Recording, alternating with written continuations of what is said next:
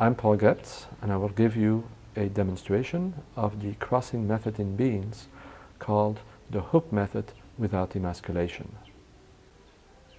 The hook method is actually a method that increases the success rate of crosses. It does so in two ways.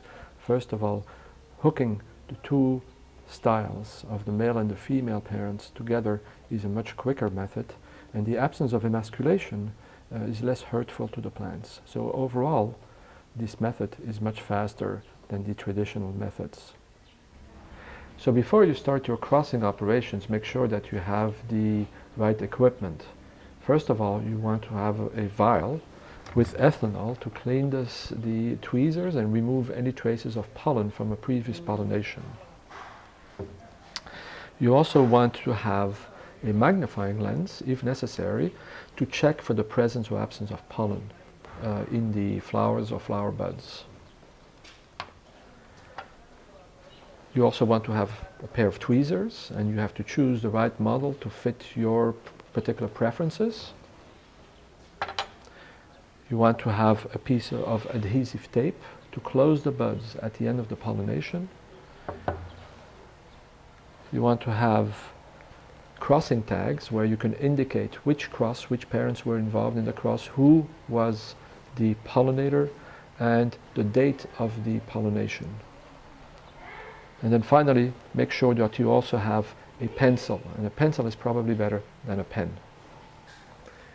Before you start your crossing work, and in between any pollinations, make sure you treat your tweezers with alcohol to prevent any carryover of pollen from one cross to the other.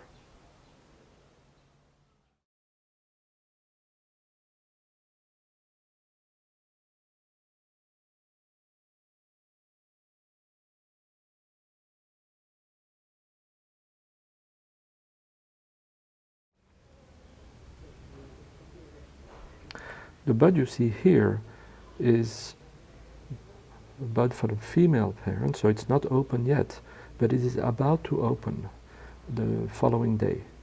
How do we know? Well, look at the shape of the bud. You see plenty of bumps on the surface, which indicate that the flower is at the right size, and we can use this particular bud then as the female of the cross. So what we see, this is a bud that is about to open in 1 or 2 days, and it's at the right stage for the female parent. The first step then is to open the bud, which you do by slightly oppressing the tweezers on the top of the bud, and at the same time try to separate the standard petal along the suture. See here, the standard petal opens up, and I separate the two halves and I keep them between my index and thumb. Then I slightly change the orientation of the bud, and I place the two wing petals sideways. The right one here, and this is the left wing petal. And the next step then is to depress the left wing petal towards downwards. And what you see then here at the tip of the tweezers is the style and stigma that have moved out of the keel, which is this spiral petal. Now it's important to keep the style and stigma outside of the keel petal, which you do by making sure that the left wing petal is well down. So here you see the state of the female flower after it's ready, has been prepared to receive the stigma of the male flower. I've depressed the left wing, and as a consequence, the stigma has come out of the keel petal.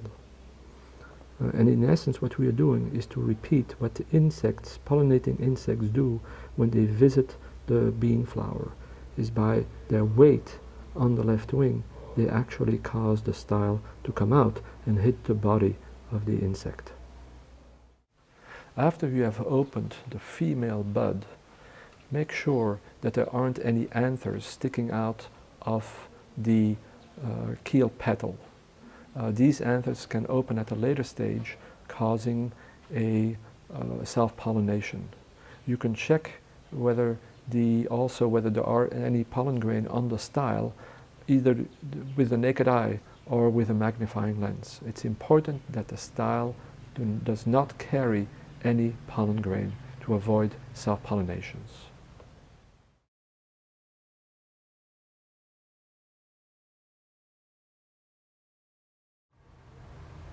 So what you see here is a flower of the male parent.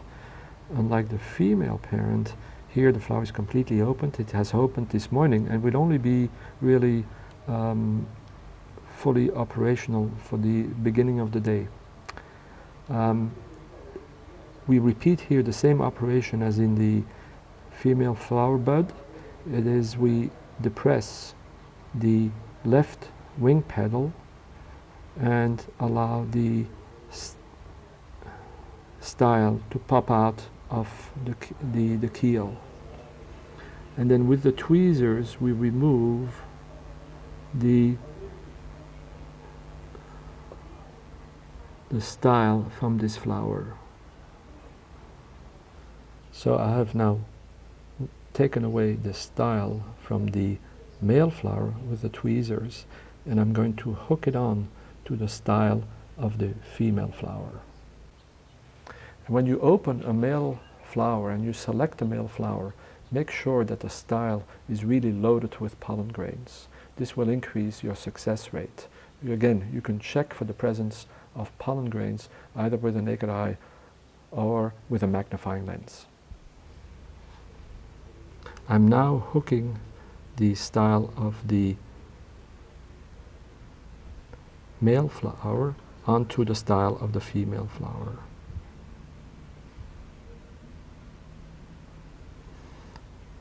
And this operation then prevents the style from the female flower to re-enter the keel.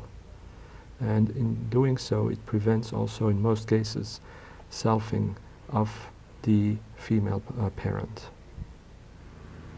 So the last stage of the crossing is to close the bud again. It's important to maintain the bud closed because it keeps the humidity inside the flower and helps the fertilization process.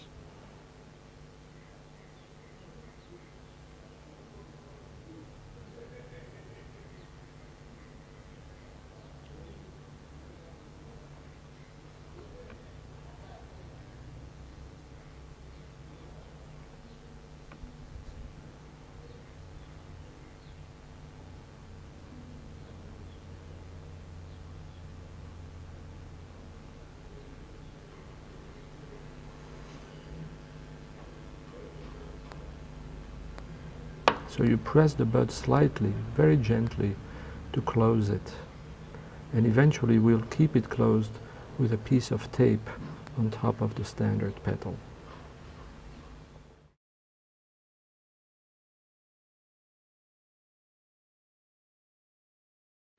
Add the tag, and on this tag I've marked the two parents, the female parent first and the second, the male parent second. I've also put my initials and the date of the pollination.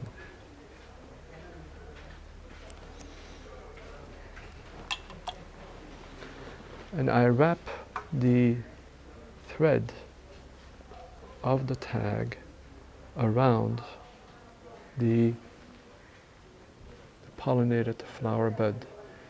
It's important to put the tag around the pedicel of the bud itself and not the peduncle of the inflorescence. The second operation is to add a piece of tape around that bud to keep it closed and maintain the humidity inside the bud. Now in order to do that, I make a cylinder with the tape. I first take a piece of tape and I wrap it around my little finger. And with this cylinder I can then place around the flower bud. We don't want to wrap it completely, just the tip of the bud to keep it closed. And after a few days the pod will grow and the piece of tape will fall to the ground. Then the last operation is to remove the other bud on the inflorescence, which might be competing with the crust bud. And you can now leave the flower bud like it is and come back in 2 or 3 days to check its status and to check whether the cross has taken. So now after we're finished with all this, you have to wait for a few days to make sure that your cross was successful. If it was not successful, the flower will drop, but if it is successful, the flower and the pod will then develop and eventually you can harvest the seed.